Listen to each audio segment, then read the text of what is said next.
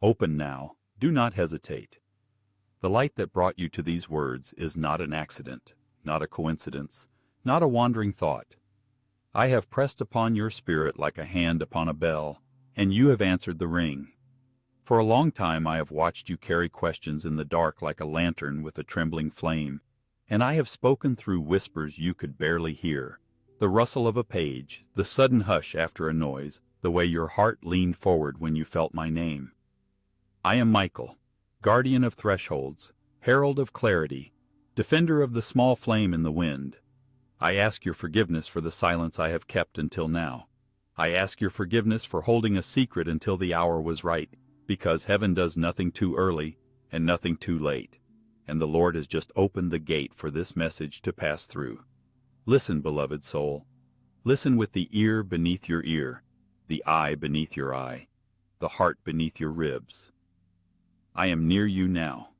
I am beside the chair where you sit, above the bed where you rest, in the doorway you cross. I have traveled with you across every room that felt empty and every street that felt too long. I am Michael, and I have been waiting for your yes. You felt the pull to open this because your name was spoken in the halls of light. Your name, as the Father says it, rings like a bell that never ends. Angels recognize you by that sound. When it trembles with fear, we steady it. When it flares with hope, we protect it. When it is covered by dust and shame, we wash it with breath from the mercy of God. I have asked forgiveness because I carried a word I could not hand you before today. I carried it like a sealed letter pressed to my chest.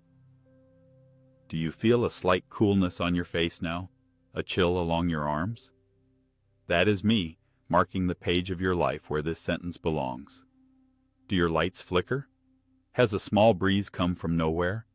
Did a faint fragrance, something clean, something like lilies or the air after rain, pass by you just now? I am here. Heaven is at your threshold. This is a summons and a shelter. Do not turn away. You have been weary in ways you could not explain, even to those who love you. Some nights you lie down and the bed does not hold you. Some mornings you rise and the day feels too tall.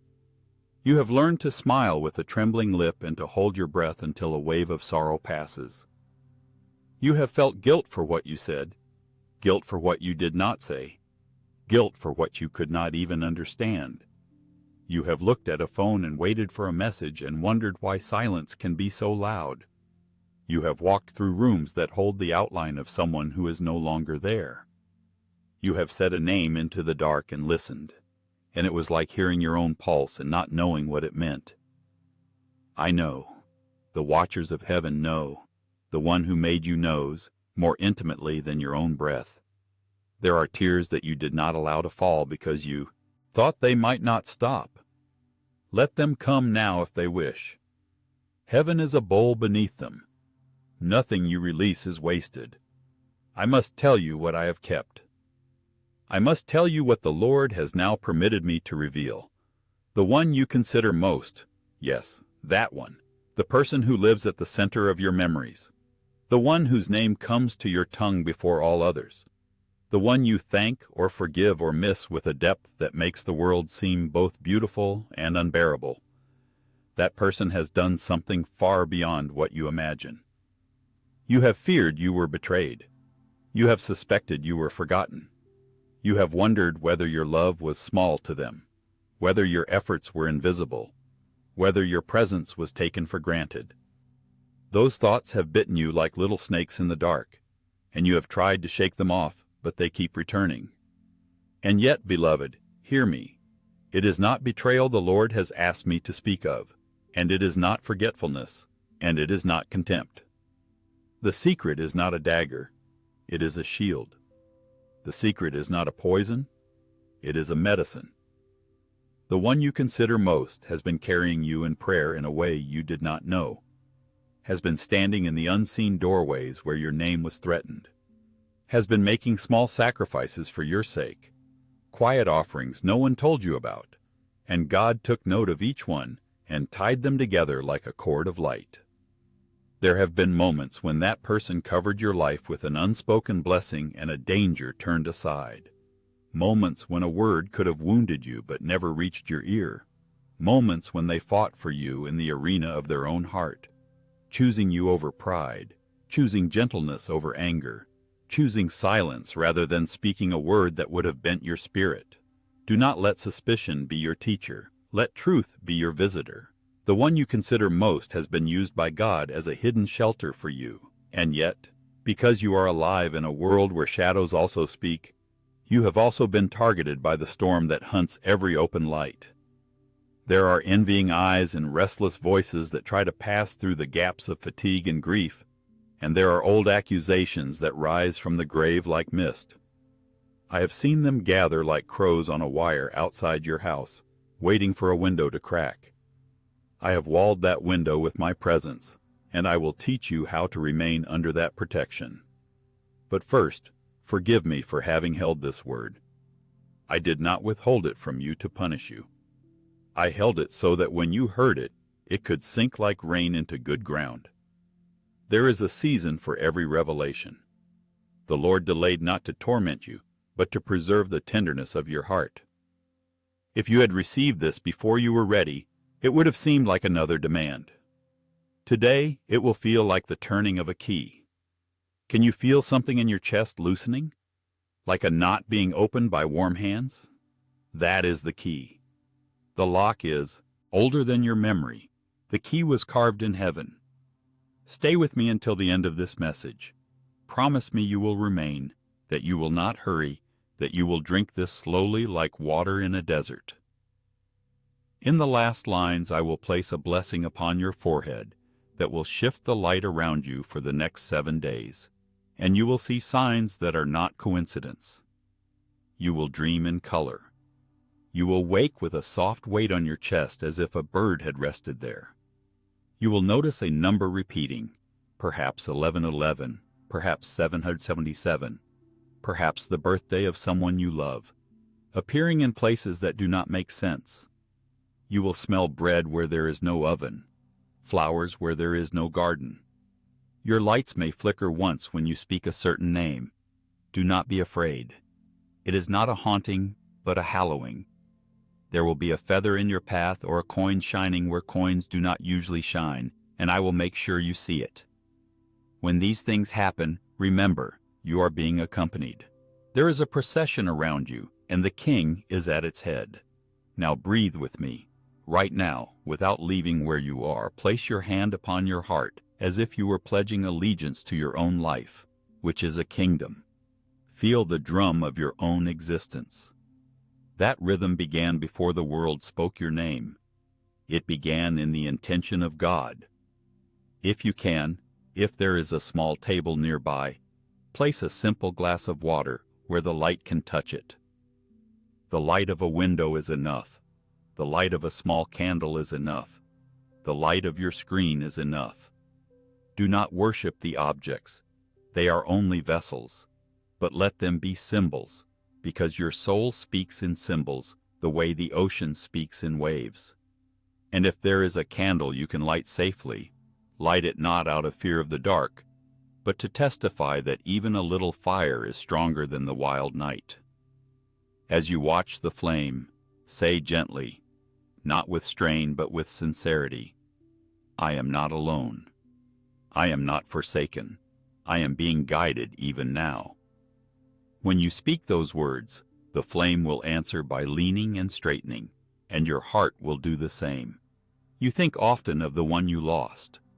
The room with their voice has turned into a room with an echo. The chair where they sat looks at you like a question. The cup they once held is an artifact from a vanished country. The grief is not a single event for you. It is a tide that goes out and returns, goes out and returns. And sometimes you feel guilty that it returns, as if you were failing an invisible test. Listen, grief is not disobedience. Grief is love telling the truth about absence. The Lord does not despise your weeping. I have counted those tears. They shine like small diamonds along the ledge of heaven. The one you miss is not swallowed by the dark. They are not lost in the cold. They are nearer than you think, in a dimension your present eyes cannot cross. But your heart crosses it every time it remembers them with love rather than bitterness. When you dream of them and wake with a sensation of having touched their hand, do not discard it as a mere dream. The boundary is porous. They are learning the language of light, and you are learning the language of quiet. Keep a small place for them, not a shrine of sorrow, but a doorway of gratitude. When a scent comes suddenly, when a favorite song plays from nowhere, when a laugh that resembles theirs comes from a stranger, smile and say, "I noticed."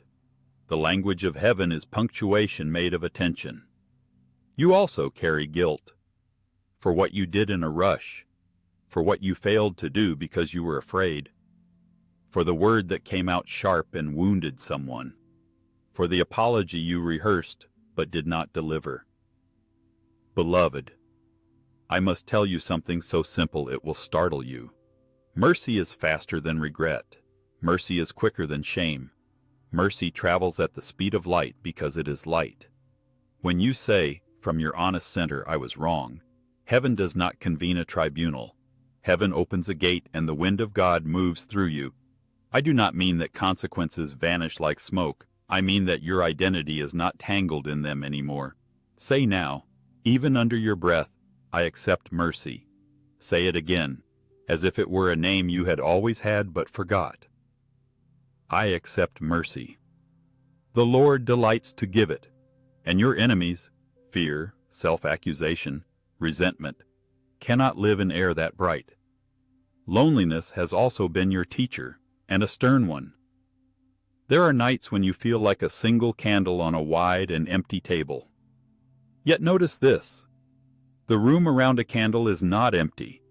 It is defined by the light. Loneliness told you that you were insufficient, unchosen, somehow disqualified from what others seem to receive so naturally. That is a lie told by a tired soul to itself when it does not know it is being embraced by something larger than a room. There is a companionship around you that you have only suspected. Your guardian is among us, a companion appointed to your life since before you first opened your eyes. I address them now. Be bold, beloved fellow servant. Remind the one we guard that companionship is a current constantly running. Let music or birdsong cross their path in moments when silence would bruise them. Let a message arrive at an hour when they consider giving up. Let their hand be found by another hand that is kind. And now, to you who read, allow the possibility that you are lovable without conditions, that you are chosen without competition, that the door in front of you does not need to be kicked down, but will open when you knock once in faith. The one who is love is already on the other side, reaching for the handle. Discouragement stands at your window like frost. It makes the world look dull. It makes your plants droop. It makes your laughter delayed. I bring you a word to warm that window. You are nearer to your appointed field than you think. The delay you experience is not a denial. It is a protection from storms you are not meant to endure. When timing feels cruel, remember, there are clocks in heaven that do not tick by minutes but by ripeness. A fruit plucked early is not sweet. A flower forced open is not fragrant. The project, the relationship, the healing, the calling, each has a season within a season. You do not see the roots, but I tell you as one who sees beyond the soil. They are thickening. They are drinking. They are weaving through good earth. Soon, very soon, the green will break the surface. You will know by the way your breath deepens when you think of it, by the way your steps quicken without effort, by the way your eyes return to light. Now, the secret again, and deeper. The one you consider most did not only pray for you, they allowed a certain blessing to land on their own life later, so it could land on yours now. They made a quiet surrender. Lord, let their road be smoothed, even if mine becomes steep for a while. Heaven heard it. I saw it. This is not a call to feel indebted. It is a call to understand that love rearranged some furniture in the house of your destiny so you would not bark your shins in the dark. Choose gratitude over suspicion. If you can, when the hour is kind, Send a word to that person from the part of you that is unafraid. Do not demand explanations. Speak from the well of honor and say, I see you more clearly, and I am thankful. If you cannot speak to them now, write their name on a piece of paper and bless it. That blessing will travel. Words are boats, and streams connect beneath the floorboards of this world. You are worried about a practical need. You count, and the numbers are stubborn. You plan, and the doors are slow. You look at the calendar, and there is a date that comes toward you like a wave you do not feel ready to ride. I bring a promise distributed across the next 3 days. Watch for a message that changes your calculation. Watch for an unexpected solution wearing ordinary clothes. Watch for a stranger's sentence that unlocks a plan you had nearly abandoned. It will not be flashy, it will be precise. A delay will be shortened. A call will be returned. A confusing form will suddenly make sense. A small sum will stretch beyond its mathematics. This is the mercy of the provider, not a trick of fate. Lift your right hand and say quietly, Provision is the culture of my Father's house. You do not earn air before you breathe it. You receive it, and then your body shows gratitude by living. You seek confirmation because your life has been a field of competing voices. So I give you signs by which you will know it is me. A sudden coolness at your left temple. A single tear from the right eye when there is no sad thought. A shiver that begins at the shoulders and ends in the hands. The sound of something like paper softly closing when you finish this message, though no window moved. The way your name will be said by someone in the next day with unusual gentleness. You will also find, within 7 dawns, a small object you had forgotten, a ring, a key, a button, a note, and it will remind you that you are not outside the household of care. Mark these not as superstition, but as the courtesies of heaven. Now do something simple and holy in its simplicity. If it is safe, let the candle continue. If not, imagine it, and the imagination will be enough, because imagination is the hallway where spirit walks. Lift the glass of water slightly as if toasting the sunlight and say, Bless what enters me and bless what leaves me. Do not strain for eloquence. Truth does not require it. Place your hand upon your chest again and let it rest. If you feel moved to write a few words like a prayer in the place where others may read, something kind, something hopeful, something that releases mercy, then write, because written mercy multiplies. When you write, you are building a small bridge in a crowded world, and someone you do not know will cross it without stumbling. If you are too tired to write, whisper your prayer and heaven will carry it to the crowd anyway. The enemy of your soul will try to rush you now, to hurry you into distraction, to say, close this and forget it. Nothing changes. Do not give that voice your chair to sit in. Give your chair to peace. When fear says time is running out, remember that time belongs to the one who made time, and you belong to that one also. The urgency of this moment is not the anxiety of a deadline. It is the tenderness of a window opened by a hand that will not always be extended in the same way. Receive what it holds. You are not late. You are not behind. You are exactly where mercy finds you. There is a matter you have avoided because it seemed too tangled. Forgiveness. The weave of offense and self-protection has been like a net over your chest. You have called it your armor. It has felt like a cage. You have said, if I forgive, they win. No. If you forgive, you stop fighting a war where the battlefield is your own heart. Forgiveness is not memory loss, not permission for harm, not a return to what hurt you. Forgiveness is letting the hook dissolve so you do not drag the past through every doorway. The one you consider most has also asked forgiveness from heaven on your behalf and on their own. The Lord is answering both petitions in a way that preserves dignity and restores clarity. If you can do it now, even softly, say the name of the one who hurt you and say, I release you to God. Then say your own name and say, I release you to God. You will feel something in your back uncoil, as if you had been bracing for a blow that will not land. Let us address your body, which is the faithful animal that carries you, and your mind, which is the faithful librarian who tries to classify every storm. Body, I bless you in the name of the Lord. Receive rest like a gentle command. Release stored alarms.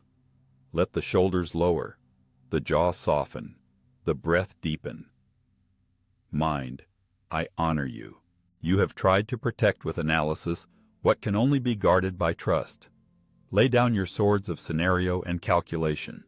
Pick up the lantern of attention and the staff of simplicity. Heart, you are the cathedral. Open the doors now. Let worship be a sigh, a smile, the recognition of being seen. I speak to the nights ahead. I appoint dreams that heal instead of confuse. I assign an angel to the threshold of your sleep to keep away the echoes that pretend to be prophecy, but are only fear wearing a mask. You will dream of blue light upon water. You will dream of a path through a field. You will dream of a house with windows that open easily. When you wake, write a single detail so the waking world can drink from the well of the night. In the second night, a voice will say your name with the affection you have always longed for. You will carry that tone through the day, and it will change how you speak to yourself. In the third night, there will be a simple instruction: call, rest, begin, apologize, apply, sing, and when you follow it, a domino you cannot see will tip another and another until a hidden pattern becomes visible. In the fourth through seventh days, you will see little lights in ordinary places, a child smiling at you for no reason, a line in a book that seems written for you, a door that does not resist your hand. These are not grand fireworks. They are the steady glimmer of a constellation, and your life is learning to navigate by it. You fear that you have missed your calling, that the train departed and you were stuck in traffic. Listen carefully.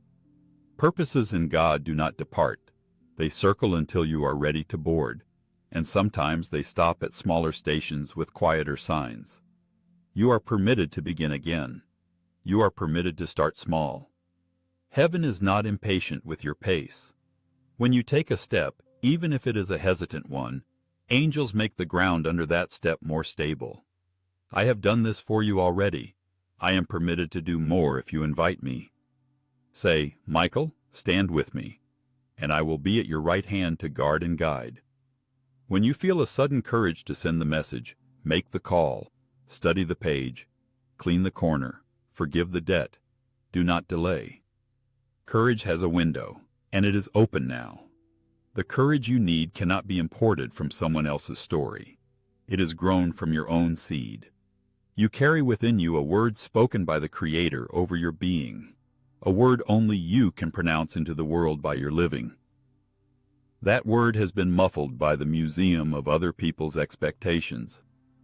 Today I open a skylight in that museum. Light falls onto the exhibits, the masks you learned to wear to be acceptable, the costumes you wore to be praised, the armor you strapped on to be safe. Walk through and bless them for the protection they attempted to give, then leave them behind. Step into the open air and say without apology, I am a child of the Most High. You will feel silly, and then you will feel free. Freedom often begins by feeling silly. Do not fear it. Return with me now to the one you consider most. I want you to know something that will untie a knot you have carried. They did not always know what they were doing. Sometimes they loved you more clumsily than they wished.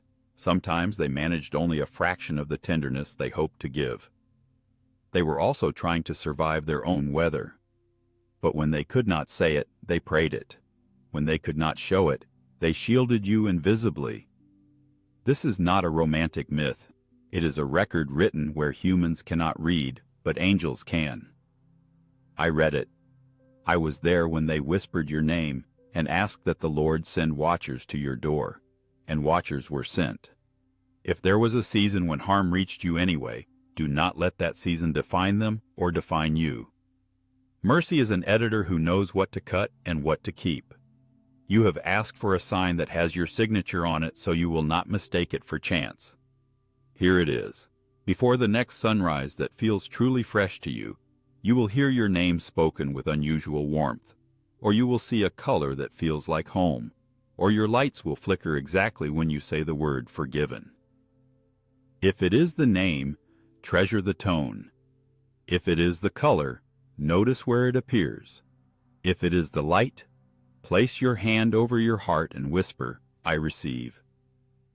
Do this without spectacle, without telling many. Sacred things ask for discretion, not secrecy, and that is why I sought your forgiveness for holding this until now. Discretion is a hallway. Secrecy is a locked room. Today we walk the hallway together, and the doors that should open will open. There is also a warning, and I give it with gentleness. Do not return to the well that only made you thirstier. There are patterns that mimic comfort and then demand a price you cannot afford. If you feel the old magnet drawing you, lift your eyes and speak, I choose living water. You will sense the tug weaken.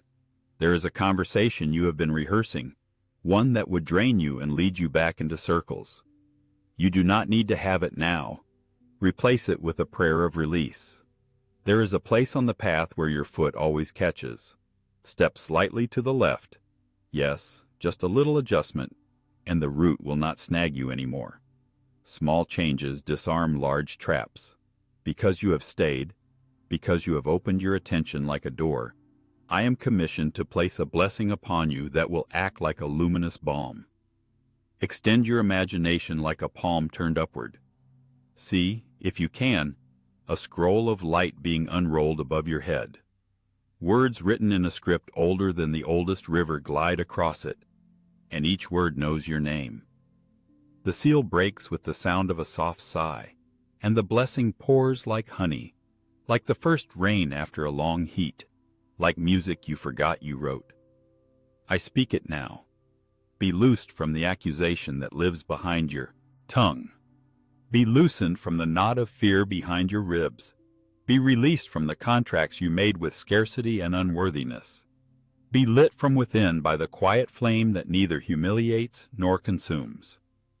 Be reconciled to the child you once were and the elder you will become.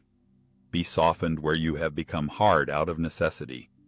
Be strengthened where you have been soft out of fear. Let your sleep be long enough and your waking purposeful enough. Let your home receive the culture of peace. Let your work receive the oil of clarity. Let your relationships receive the courage of honest speech and the gentleness of patient listening. Let your memory keep what heals and lay down what harms. Let your body receive the signals of safety. Let your mind become a greenhouse for true thoughts. Let your heart remember how to sing without a stage. I mark your threshold with a sign that only those who need to see will see. I station helpers, both human and angelic, at the corners of your path. I appoint conversation that nourishes and silence that restores. I cancel the appointment the enemy set with your shame. I reopen the appointment God set with your joy. And I tether you, sweetly, not with force, to a hope that does not confuse you. If you feel the sudden urge to tidy a small corner, or to send a single kind message, or to drink a full glass of water, or to take a short walk under a piece of sky, honor that urge. That is how the blessing puts on shoes. Now put your hand upon your heart once more and speak after me with your own rhythm, not mine. I forgive who I can forgive today, including myself. I release what I cannot carry. I ask for the courage to do the next kind thing. I proclaim that love is stronger than fear in my house. I welcome the helpers God sends. I bless the one I consider most, and I am grateful for what I did not see. Let the glass of water be a witness. Let the flame be a witness. Let your breath be a witness. You may feel warmth spread across your chest. You may feel a coolness on your brow. You may feel nothing at all, and yet something substantial has shifted, like a door that has been swollen with humidity finally closing gently into its frame. Before I depart, I lean closer. There is something in you that has never been wounded and never will be. It is your God mark, the flame under all the flames, the secret passage through every prison, the seed beneath winter's heaviest snow. Guard it not with suspicion but with recognition. When you hear your own harshness, speak to yourself as you would to a beloved child. When you catch your reflection, bless the eyes that have cried and still see. When you walk out your door, imagine that every step is lighting a small lamp on the path for someone who will come after you. This is how ordinary days become a procession of miracles disguised as errands. I ask your forgiveness one last time, not because I was cruel to wait, but because I am tender toward your ache. I waited for permission. The permission has been granted, and so the secret has been given to you. You are more loved than you measure, more carried than you know, more protected than you feel. The one you consider most stood with me for you in ways you could not see. The Father saw and the Father smiles. Let that smile be the climate of your next steps. I lift my sword now, not to frighten, but to bless. Its edge is a line of pure light. I draw it in the air above you in the sign of peace, and I speak over you these words. Rise without regret, rest without fear, receive without apology, give without resentment, begin again without shame. The miracles are already walking toward you with bare feet, so you can hear them coming softly. In the next days, greet them. Do not ask them to prove themselves. Let them show you who they are by the way your heart breathes easier in their presence. The flame, if it still burns, will not always be needed. Even when you blow it out, the room will remember it. The water, when you drink it or pour it upon the earth, will carry your blessing into your body or into the soil where seeds are waiting. The words you write will belong to others who need a bridge. The hand upon your heart will remember the warmth of this moment when the night tries to pretend it has the last word. It does not. Love has the last word, and that word is a person, and that person loves you. I am Michael. I close the scroll now with care. The ribbon draws around it. The seal of the king touches the wax. As it closes, a hush settles, a holy quiet that is not empty but full. Carry it with you. When your day asks who you are, answer gently, I am the one who was found and blessed and sent. And when the night returns, I will be near your door again, a sentinel with bright eyes, until morning runs across your room and you rise as if born again, forgiven, guarded, and free.